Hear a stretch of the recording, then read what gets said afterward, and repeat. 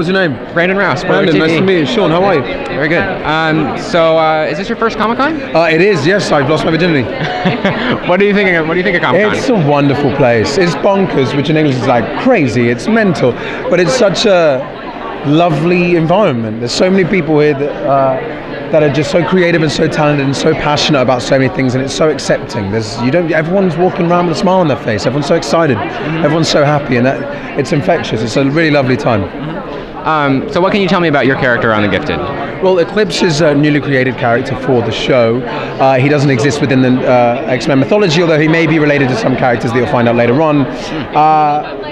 But his real name is Marcos Diaz, and he can absorb and emit light. He absorbs energy from the sun, and he can fire it out by light or by fire. So he can do anything from blinding light through to searing hot lasers.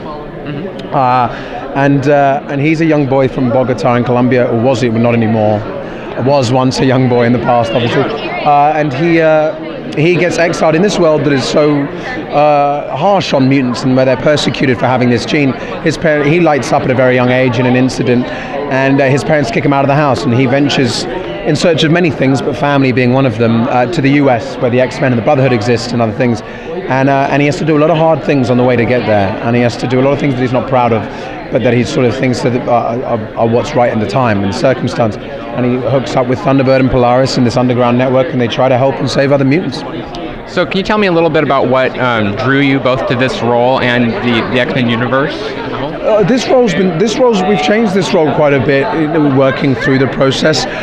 I mean, the project itself was a very tempting one. You have Bryan Singer involved, you have Matt Nix, who's a great, very smart showrunner, you have Lauren Schuler and Marvel and Fox. It's an exciting prospect, and it's a wonderful thing to be a part of, just superficially. And then you look at the script and you look at the work that they're doing and the ideas that they're coming up with, and it's a no-brainer. So it was very enticing. It was an interesting process, but it was really exciting to then jump on board. And this character, he's so interesting. He's